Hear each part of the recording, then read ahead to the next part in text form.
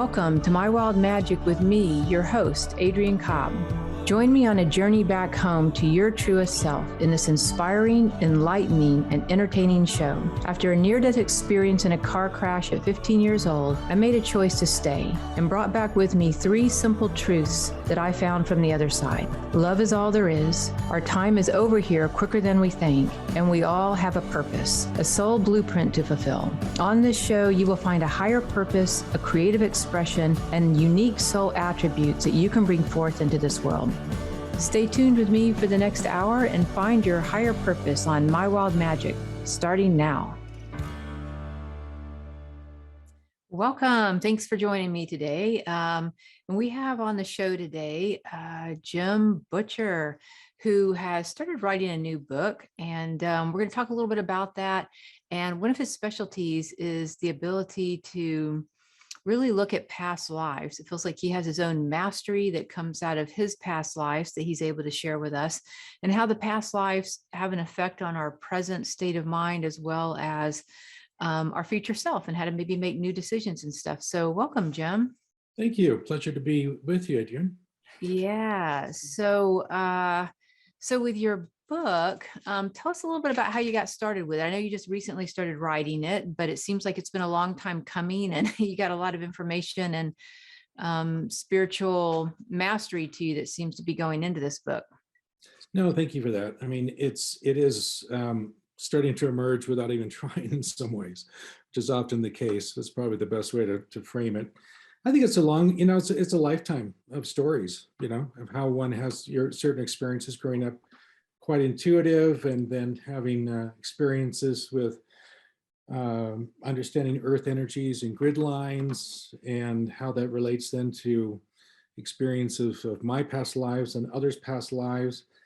And it's coming together, how fast the world is changing as we're moving into a very rapid new earth energy, if you will. Yeah. And it seems as though you have a strong connection between, the parents that a person maybe chooses or somehow is aligned to karmically, the parents that are going to help that particular individual when they come into this world, but also the location, which I thought was a fascinating subject. Sometimes I think we take, being born in the US and maybe some of the freedoms that maybe come with that sort of for granted, right? And that creates who we are as a person. But if you're born in, matter of fact, I was just reading an article today, which I thought was super interesting, about how the Japanese have just now, I think this week, and it won't even go into effect till next year or till April, I think, where if you're a Japanese student, you have to dye your hair black, and your underwear and your undergarments and your socks all have to be a certain color. Wow. I know. And when you look at hair dye, black is actually the most toxic for your brain. So it's interesting to me. Like, I had no idea that in that culture, young people most people, maybe if you're Japanese, maybe have darker black hair, but you literally had to dye it black, if not. Wild. And your undergarments. That's rather intense. It's very intense, right? But that is one culture. Or let's say you're born in India to the caste system, Sure. Or you're born to a communist country, or a country of great poverty, or wealth. Yeah. There's a lot of different factors there. So I'm just curious, is that something that you sort of, when you look at people's past lives and how they overlap, is that something you kind of were talking about, like the effect that it has on us, like in terms of your karmic energy in the present moment? Let's back up for just a moment. So, we all know generally, if you do astrology or you have your astrology reading, you have a sense of where you're born and what your planets are aligned and all that things, right?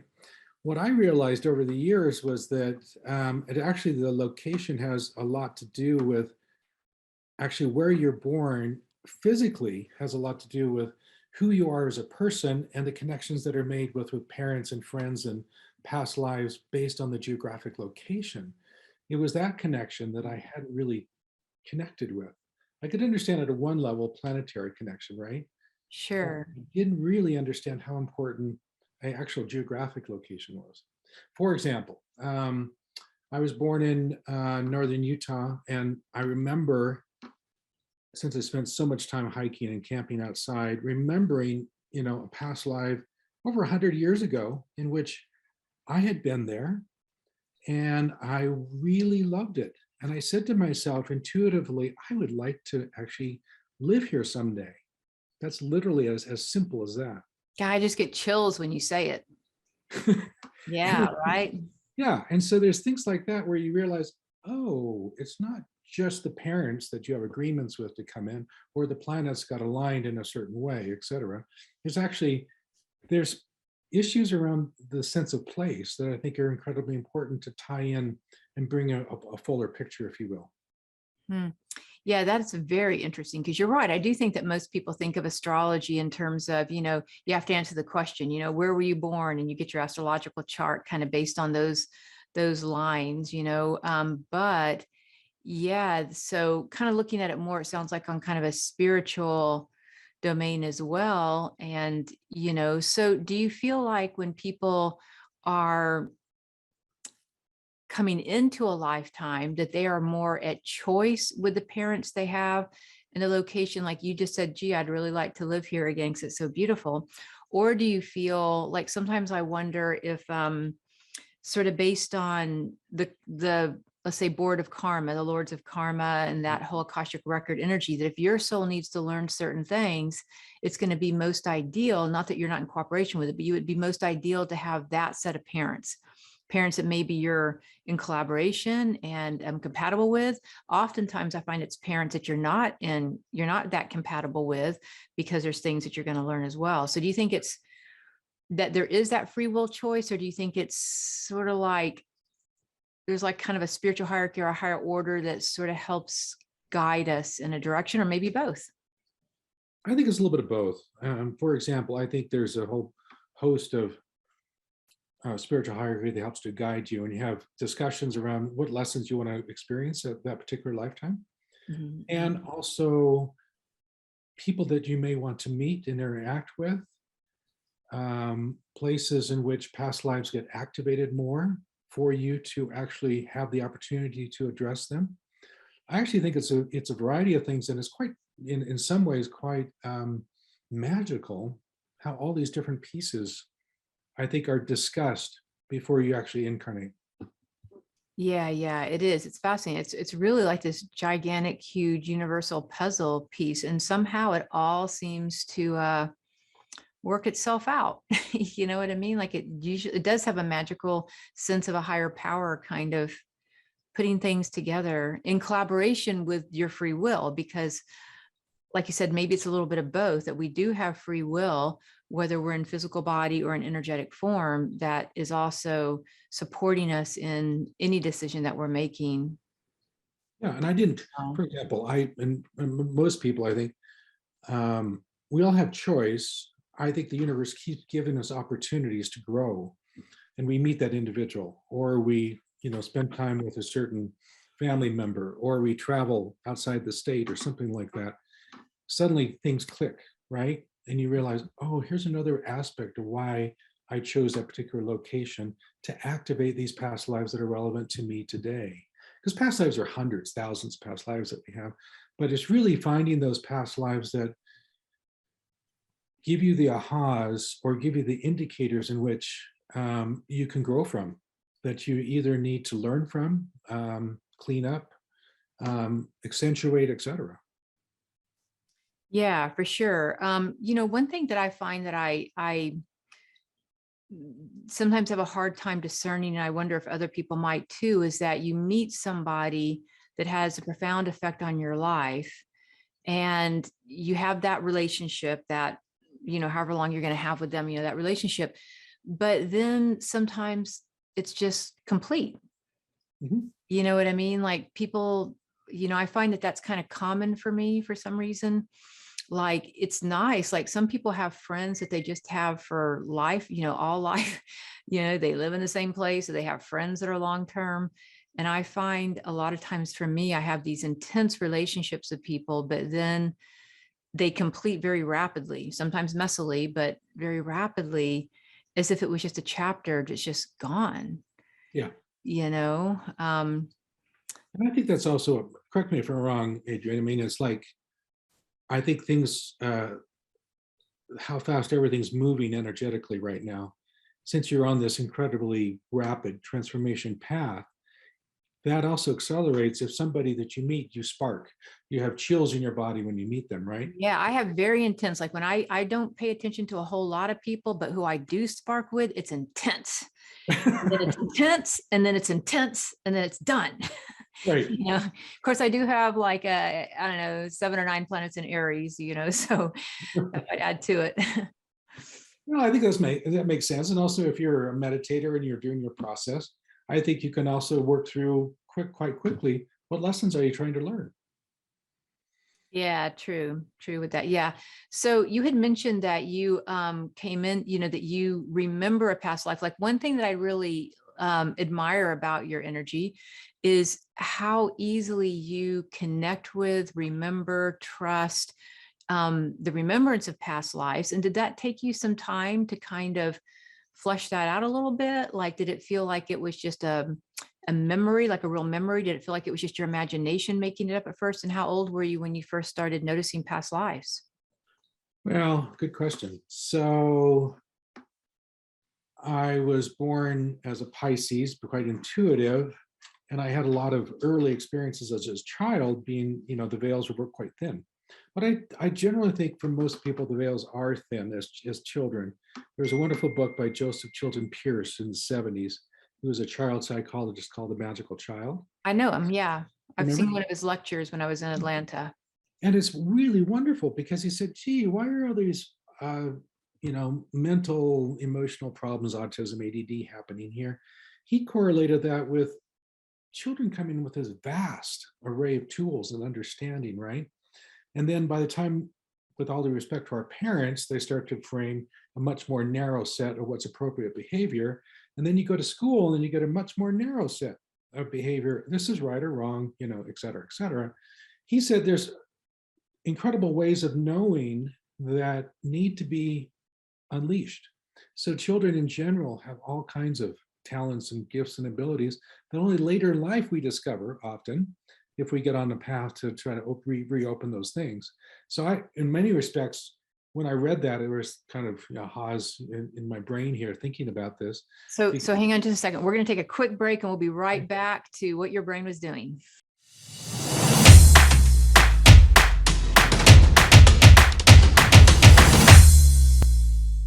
Welcome back. I am Adrienne Cobb. You're listening to My Wild Magic with Adrienne on Transformation Talk Radio. And today we have Jim Butcher with us talking about past lives. And so you were just talking, Jim, about the Joseph Chilton Pierce, and he's really the one who kind of coined the phrase "the magical child." I think really opened up, moving from the wounded inner child that probably does have all the limitations, kind of brought onto it by our genetic lineage and parents' ideas and projections, and freeing us back up to the magical child energy. And it sounds like with your intuition, you were able to kind of tap into some of those higher traits. So tell us a little bit more about your journey of how you first discovered past lives and the concept of that.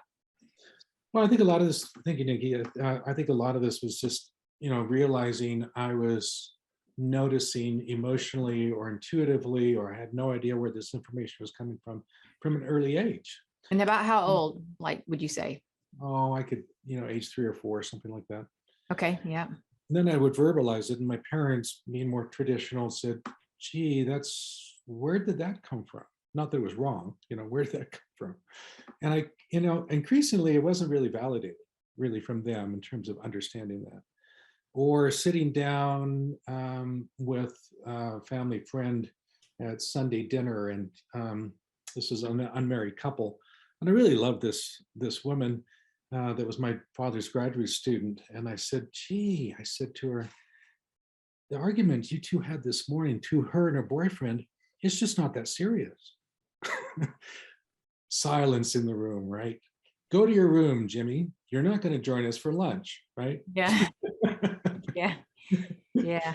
And so you start to learn basically what's allowed, what's not allowed, and then with my father, I could tell when I would trigger him, and I get these little red flags behind the ear when I could see whether he couldn't really go there on an emotional level with me, right? So I think it was more as normal. You just start to play with So what is real? What's not real? Am I validated by the phone call that I knew was coming from my best friend, for example, 2 minutes before, the phone rang, right? And as that happens, you start to accept, actually, there's something going on here that I don't understand, but it's actually another way of knowing. So as I grew up, I continued to be more traditional academically and graduate school and et cetera. And then there was a time I was living in Boston in the mid 80s, and I had a reoccurring dream 3 nights in a row that said, it's time to come home. And every morning I wake up and the words, it's time to come home would come. And I thought, gee, that's odd. I'm not moving back to where I grew up. It's really not time for me to, pass away this incarnation. But I realized it was more coming into my heart Mm-hmm. because the way my parents trained me was more to be fit in the mold, do well academically, Yeah. good grades, get into the system in the right way, right? And so it was very mental. But I Yeah. think the opportunity in Boston was coming into the heart was really the idea that I could open up to my intuition in more fuller way. Let's put it that way. Well, and it sounds like you're really one of the core indigo children coming onto the planet, that you're one of that first wave of indigos coming onto the planet, that you literally are kind of in touch and coming from that connection as an indigo, to the magical child and energy. And you have a lot of those higher spiritual attributes that seem to be very awakened in you already, which would allow you to really help other people with that. So are you able to support or help other people with their past lives as well? Like, do you see other people's past lives or mostly just your own? No, I see other people's past lives only in kind of conversation, but as you know, I mean, unless somebody really asks or knows that I can tune into in that realm, it's not appropriate. So I'm very particular about getting permission, in terms of, do they want to know something, right? Sometimes I do, sometimes I don't. Sometimes they don't want to go there because it's scary or traumatic, or they're worried that it could be, right? Instead of quite exciting. Yeah, I know when I meet people, oftentimes the ones that I do kind of click with pretty instantly, I can always sense like a past life. And if you Mhm. just go just slightly beyond the veil, I get memories and flashes, or if I travel different places internationally and whatever, definitely kind of sense some of that as well.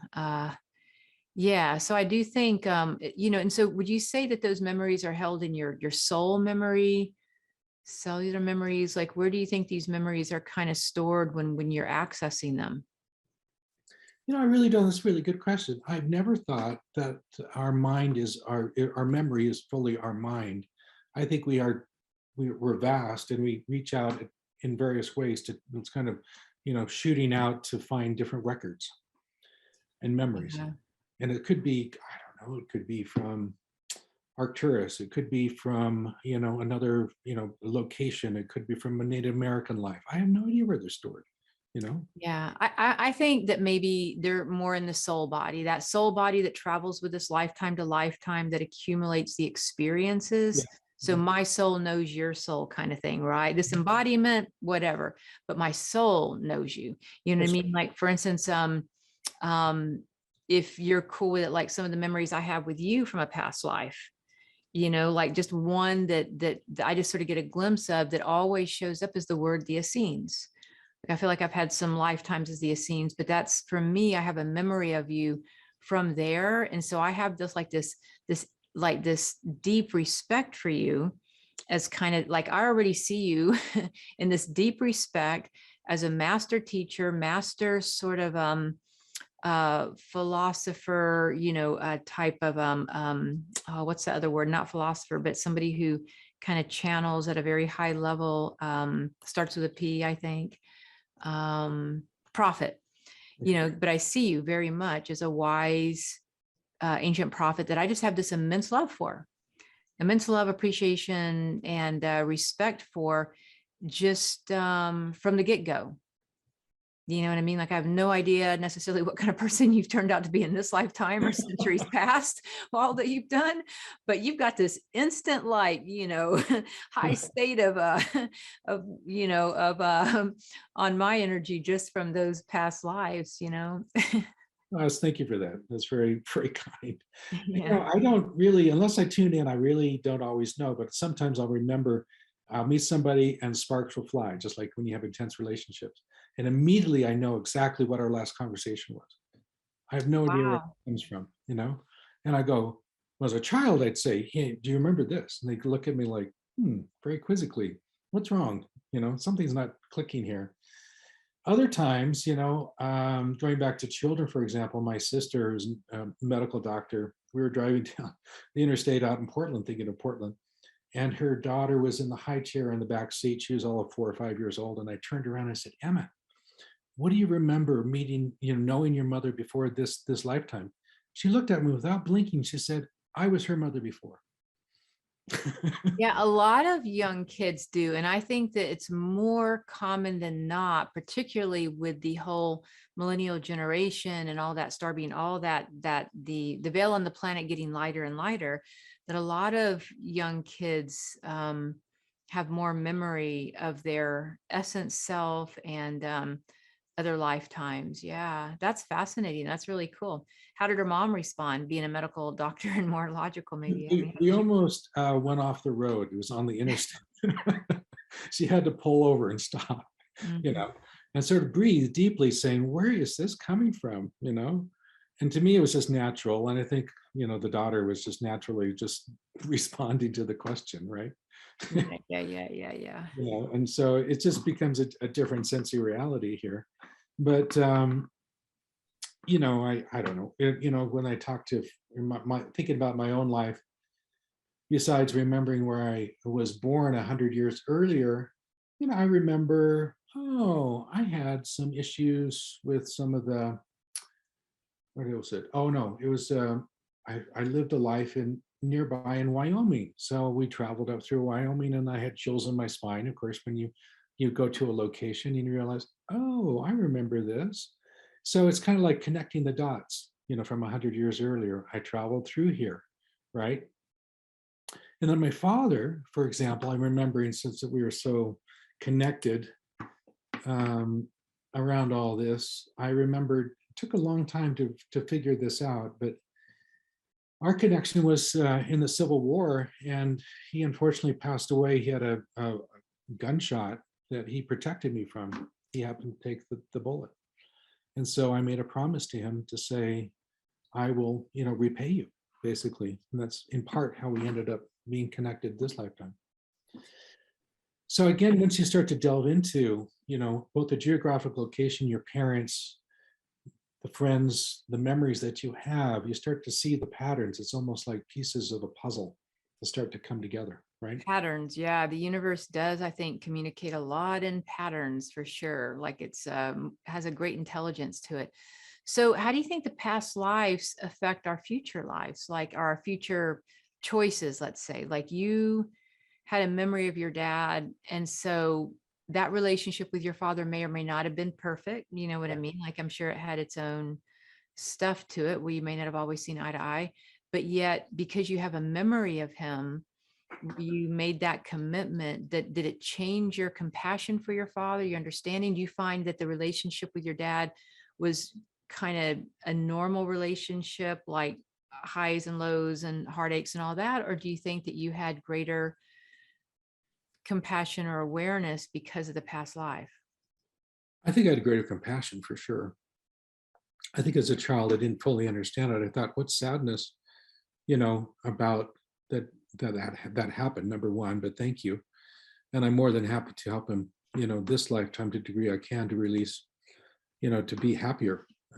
So I think it creates more compassion and understanding. I think with understanding the connections from the past life, then you just you start to realize how all these, again, these puzzle pieces fit together. They give that richness to our lives. Yeah, yeah, it really does. Yeah, it for sure does. So, And then in the big scope of things, I mean, like you were saying, that we have hundreds of thousands of past lives. I wonder, each lifetime you kind of have to integrate, gain your soul's wisdom. Right. Sometimes people talk about how we sort of travel in soul groups, like maybe of about 5,000 souls, something give or take around there. So you may not always be in all 5,000 people's lives, or whatever that number is, but it kind of does circle around maybe in soul groups. So we're gonna take a quick break, and we'll be back in just a moment to delve a little deeper into this. So stay tuned.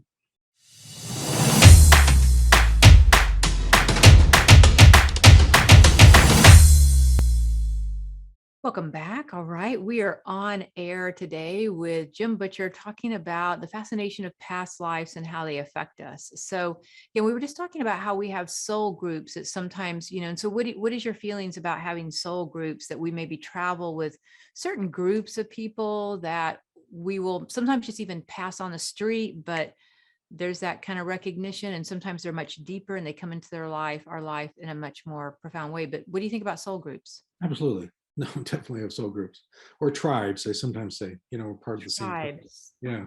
Yeah. It's basically synonymous with soul groups. But basically, I'm feeling like there are certain individuals, oh, so nice to reconnect, right? Because you have the many, many lifetimes you've had with them, and you're on the same journey I'm on, right? And you may have never met them before. You know, you're at Yeah, a dinner party and you meet somebody and you just have this incredible conversation. You go, wow, where'd that person come from, right? yeah, yeah. So I think it's fascinating in terms of the soul groups. And it's just, you never know where you're going to meet them or what age they're going to be, right? Or what culture, etc. So I do believe in soul groups. And I think at times, I think we all have gone through phases when we move locations where it's hard to meet new people because you're just not connected in that way, right? You meet them as a friend of a friend, but you don't have that immediate, you can talk about anything kind of conversation, right? Yeah, yeah. Yeah. Yes. And and sometimes I think there's also, connections to our tribes of light too, like the beings that work with us. So in other words, we have dimensional experiences, sometimes of people that's not even past lives of this world, but there are sometimes I think even past lives, or just say dimensional life experiences with people from other dimensions, other planes of existence sometimes as well, No, it's really true. perhaps. For example, you were talking in the break for a moment about my travels. So from an early age, I spent a lot of time outdoors camping and things. And I started to realize there were these grids, energetic grids. So I'd be walking along a trail and I'd feel a grid. I'd feel a line, let's put it that way, energetic line. As I grew up, I started to explore this and realize, oh yeah, the whole earth is in a grid system, basically. And I also realized that some of the grid was broken or needed to be reconnected. And Interesting. so I spent, without really trying, a lot of my travels were showing up in cities or locations or not knowing why I was doing a consulting job and just really meditating and connecting to grid. And that includes going to, the major sacred sites like Machu Picchu and, Hawaii and other places in India, et cetera, because those are primary, like there's 13 primary sacred sites in the globe. And then you have grids all connecting around this. So what's been happening in my experience globally is that the earth has been going through, and many of us are doing this, whether we're conscious or not, are connecting grid points. We're just making sure the grid is all connected for the planet. And I think the grid is ready for a transformation. I think humanity is catching up. hmm Yeah, no, I definitely think, and some people are more natural to it, naturally evolved, like energetically to it than others, Yeah. for sure. Yeah. And yeah, so with, where you're at now in your life, physically, um, what work do you feel like you've been doing? Like, in terms of the grid work, like, how do you go about kind of connecting a grid? Like, how do you do it when you notice there's a broken line? No, I just have to sit and meditate, and I try to ask for insights from teachers and guides, and especially the beings in the location. They'll tell me. Generally, they'll tell me what's going on. And so that's one aspect of my work. And I think once we hit, winter solstice 2012, a lot of that work in a more traditional way was done. And now I just feel like I can be anywhere to a large degree and start to connect lines on a more larger basis. Wow, that to me that feels like that has a very Atlantean type feel to it. You know what I mean? Like an Atlantean sort of wisdom that you may also be downloaded with, on some level there, Yeah. you know, that grid work of the planet. Yeah. And so if you had any wisdom you were sharing with people about getting in touch with their own past lives and the value of that, what would you share with people in terms of either how to go about maybe starting that journey of exploring their own past lives and how to sit with it, and the value of why they would want to do that? Well, a couple thoughts. One would be, I think if you're on your own path, you probably discovered a lot about why you got connected to your parents or your siblings, etc. So that'd be an obvious place to start. And or a best friend. I have a best friend from age 4, basically. And so, just knowing somebody that long gives you an opportunity to ask another question, to say, did I know this person from before? Very simply, right? If you come from a very integrated whole place, just like your, invocation, if you will, for your quest energies, your readings, etc., you come into a much, come from a place of more integration and permission, and you can ask those questions. Do I know this person? What do I know about that person? And then insights start to pop.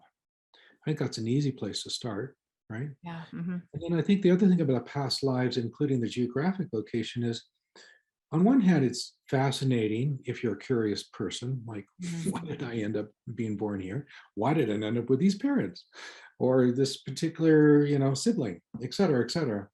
So I think it's insightful to help to ground you, because I think one of the challenges I've seen with a lot of people doing my own intuitive counseling over the years, there's a tendency with intuitive people to be out of their body.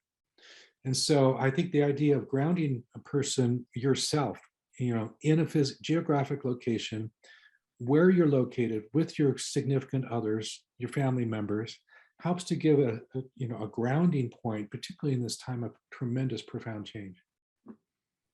Yeah, I do. I have noticed that I was born in Huntsville, Alabama, and I'm just not a fan of the South, for a lot of reasons. Just for me personally, I always feel like I don't quite belong. I don't quite fit in. So it's not about the South itself. It's just I don't feel like energetically like I belong very well. Yeah. And so, but whenever I've flown back into Huntsville, I notice the land feels different. Like there's a groundiness to it that maybe it's just different. Like there is an anchor to it, which surprised me the first time I noticed it. Like I hadn't been back in years and I flew back in and I'm like, wow, no matter whether I like this place or not, I feel this groundedness here. Yeah, this anchor, I guess is a better way to say it. You know what I mean? And Yeah. I'm considering, pretty seriously considering right now, maybe moving to Asheville, North Carolina, but it's kind of in the South. It's something I said I didn't want to move back to, but my intuition keeps leading me in that direction. I'm like, but why? you Yeah. know? Well, often, you get pulled, and one way to think about locations to besides where you're born is astrocartography. You can look at what planets are accentuated, right? Asheville may be a Jupiter line for you. So it may be in the south, but it's actually be quite, enhancing and wonderful for you at the same time. But it is also useful to look at past lives that are relevant. For example, when you mentioned Huntsville, all of a sudden I had 3 past lives that popped up, for you in Huntsville, right? No. And there's a reason why you chose Huntsville.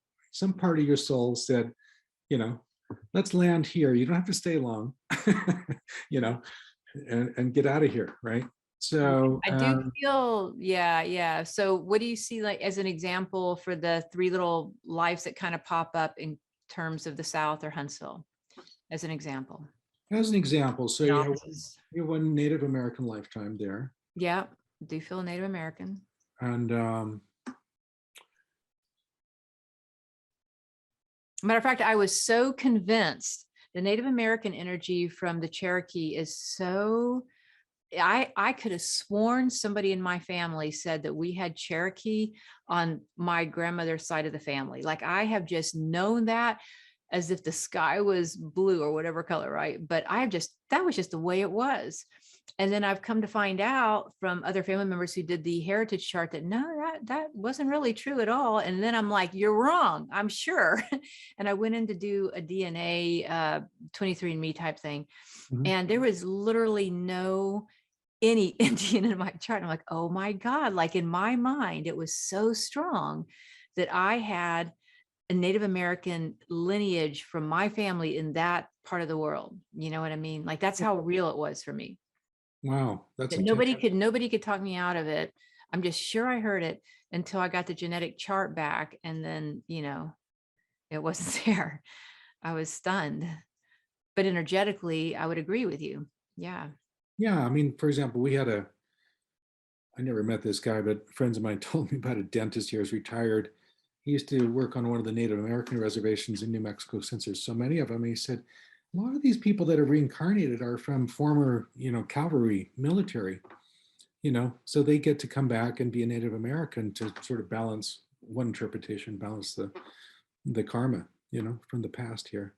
So it doesn't have to do with genetics at all, right? It does not. No, that's what I'm saying. Like I was, like I appreciate what you're saying because it explains it to me because I so strongly felt that there was this Cherokee Indian story I had in my story.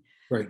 What you're saying is really maybe my intuitive past life was so strong, so strongly related that I'm seeing it, feeling it, sensing it, regardless of my genetics at all. Like it's that real to me. It's true. And as you speak, I mean, I just feel this. It was a really wonderful lifetime for you, Adrian. Yeah, no, I feel really good about the Native American one. It Yeah. does. That's what's so interesting about it. It just has this joy, and you really loved your life, in that particular life, and the people you're around, and the location here. Yeah. And then it gets balanced by another lifetime that it was. It wasn't a family issue as much as there was tremendous social status issues for you in one of those other lifetimes, right? In terms of just not fitting in. Yeah, Those are, which is how I feel yeah. about it now for multiple reasons. Yeah. And so, Yeah. Yeah. and Interesting. so Yeah. learning, understanding, in a deeper way, for example, in which you obviously have looked at a lot of this stuff, it helps to just answer a lot of questions that you've had most of your life. So for It this does. Actually, sequence, just this small little conversation brings a lot more peace to me. Like all of a sudden I can feel my whole energy field putting pieces of the puzzle together hmm, that have been sort of compartmentalized. Like it's like I know that, but I'm going to keep it here. Sort of like with you in your childhood, where certain things maybe you just weren't acceptable to talk about, or just whatever in society, right? So keep that compartmentalized. But all of a sudden, just talking to you, which is the value I think of the work you bring people, it brings it together into a more coherent way of understanding things. So we're going to take a quick break. We'll be right back with this super fascinating conversation. I'm enjoying it very much.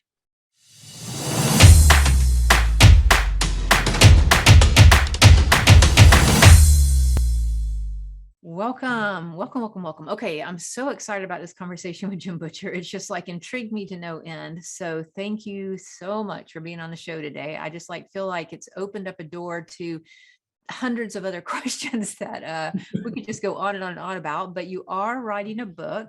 yes. So tell me a little bit about the book that people can keep an eye out for. Well, the book is really about my life, and then I'm implying it's almost like here's what in reality, so to speak, happened. Here's the other aspect of what, in the intuitive sense, was happening simultaneously, and I'm trying to tie that in together, and to realize that we're not just who we are today. We have this legacy from our soul's wisdom that past lives connected to, that inform us and engage us to open up to who we are becoming. So I'm in early stages, to be honest. I'm having a lot of fun writing my stories. And what's the name of the book? I don't have a name yet, Okay. just to be candid. Yep. Keep it And open. And to your earlier point about the Essenes, that was a lifetime in which I do remember you, and we could talk more about that at any point.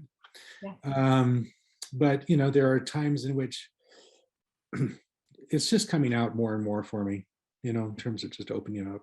So that's exciting.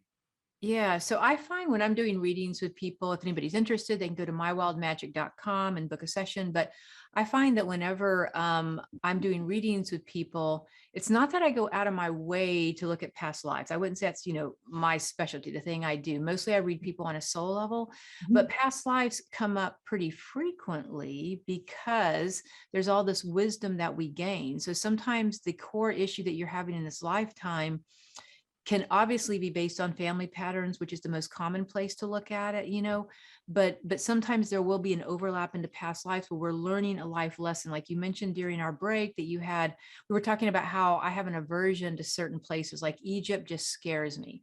Hmm. And it just, I can tell there's past lives, really good ones, but then some ones that went sort of sideways. But you were mentioning Japan for you, that you had been killed over and over and over there. And, so I think that, maybe from what you're saying is that when you can access, I knew this person or I know this location and place, what is the information for me? If you gain your soul's wisdom from a past life, whether it's person or location oriented, Right. then it can affect your future. And, because we will repeat things, I'm assuming, right, from what you're saying, until we get the life lesson. Yeah. We Like, could, like karma. Japan, I'm wondering why you were killed over and over and over. Like, what was that about, Jim? Tell me. I think part of it is that I didn't want to fit into traditional norms of conduct. So I spoke out of turn. I did things out of turn. I didn't conform. It was a very simple story for me. And I had to learn that life lesson before, so I didn't have to incarnate again in Japan. Not that I don't love Japanese, but it was just one of those experiences had such definite distinction. A different one, for example, is I've trekked in Nepal and climbed mountain climbing in Nepal and Himalayas. And a part of that I realized it wasn't just going up into the etheric realms of draw cool or something like this, but it was really to remember Tibetan Buddhist lifetimes for me. I just had to Yeah, do I do have past lives there too. That I don't know if I have the nerve to go climb a mountain to figure it out, but yeah, that's pretty admirable that you went out and did that. That is awesome. I'm like, I'll just etherically go yeah. take the lazy man's approach. No, it's true. Let's go back to the question you sort of posed directly around. I mean, we have hundreds of lifetimes, but in any moment, just like you're doing a reading with somebody or a session, what's relevant to the issue they're asking you about, you do see a past life often, or more than one past life that you have to help that Yeah. unwind. Let's put it that way. Mhm. I'm doing the same thing with an individual saying, let's look at where you're where you're born. Oh, look at the experiences why you chose that location. Oh, look at the parents. Look at the agreements you had for those two individuals that you had agreements in, or your siblings, or something of that. And from my experience of doing these sessions with people, there's a sense of, in general, a sense of calm. I mean, almost relief. It's almost like they put pieces together that they have never thought about, right? Yeah, Just suddenly, that's just you know, talking to you. There must be something about your energy that helps that to organize, because just in the little bit of time I've talking about my past lives, my whole brain started to shift. uh-huh, And like you said, these individual pieces started to fall in, and there was a sense of relief. Even if it was maybe a negative experience that I would normally not like, there's still almost a sense of relief yeah. to acknowledge it, own it. Like, do you find that when you go into a past life and you're acknowledging however you're perceiving the past life, a person, location, that you're pulling energy back, like fragments of your energy field? I'm not pulling it. I'm actually, pulling fragments for the individual I'm talking to. But I I'm, mean, like if you walk through Japan and yeah. you cross lines of energy with your past life self, and so it causes a remembrance for you, how do you think that energetically affects you when you recognize that person or that location and the frequencies of energy? What do you think it does to the energy itself? Because we're energetic beings. Well, I think it affects, obviously, to me, it affects a person. It could be that, you see purple and I see blue. It could be that you see a totally different person in their face because it's immediate. Oh, you saw this person before. that was a good experience or that was a really negative experience, Mhm. or the tingles. And I really pay attention to tingles in my body. You know, Yeah. you know, I Yeah. cross a certain location. But if I go back just a moment to past lives or geographic location, why this is relevant today, past lives, is that I think it helps both a relief as well as a grounding in the body. And I Mm. think people in general want, in the crazy world of pandemic, everything we've been going through, they want a certain comfort, like they can feel at home in their body. And I think whether it's traumas that you've worked with hundreds of people or thousands of people with, or understanding their geographic and past lives that are relevant today, they start to feel more at home. And in doing so, I think there's a sense of centeredness, hopefully connection to heart and mind here. Mhm. And so that they start to relax in their body a little bit more. And maybe gain the soul's wisdom to where we start to make more compassionate, unconditional, loving choices moving forward. I'd imagine too, like it has, you have to be gaining that soul's wisdom, that emotional intelligence when you integrate these charges of energy from past lives. Because I mean, like you said, there's hundreds of thousands. Like if I'm doing a reading for somebody, I don't see hundreds of thousands. I see the ones that are specifically relevant to what they're working on in that relationship in their life right then and there, or their health or their money or whatever. You know what I mean? It's not all of them. It's the one that's most relevant. No, that's how I tune in. I tune in on what's most relevant to this person in this moment, right? Yeah. Hmm. And if I do another session, then I can go deeper. But again, just if I do only one, I hope that makes a positive difference in their life. Wow. So I can feel it as you're talking, though, that it feels like your wisdom, your mastery, when it comes to past lives and reasons that we have the parents we do, reasons that we are genetically sort of born in certain locations, like that's kind of your specialty in a sense. It feels like of where you kind of narrow this down. It's very unique. I've never heard anybody else mention it that way. So I really do hope you open up your put out your shingle and invite people in because it is, and rate that book, because I think it could be a bestseller for sure at this point. Yeah. Well, thank you for that. I mean, it's fun, and I think we all have tremendous gifts, and so this is one gift in which I love to help people with. Yeah, I mean, it is for sure one of your specialties, but I can tell how heart oriented it is for you. Like as you're talking, I just feel more relaxed in my heart, but I can see where this whole subject that you've brought up and the just the finesse of how you bring all these things together is very powerful, very gentle, and brings us, and hopefully any of the listeners today who have been listening, or on their podcast at a later date, into their heart center more so. And that we're eternal beings. I think one of the other things that I really hear you kind of, when you start looking at past lives, you start noticing your future self as well. Yeah. But coming and bring it into the heart. So we are out of time, and I am so sorry we are out of time. I have so many more things I want to talk to you. We might have to have you back on again, because we talked about the past. We didn't even really get into the future self too much, but anyway, we'll have you back on again for sure. But thank you so much for being on the call today. And we will be in touch definitely for sure in this lifetime or another.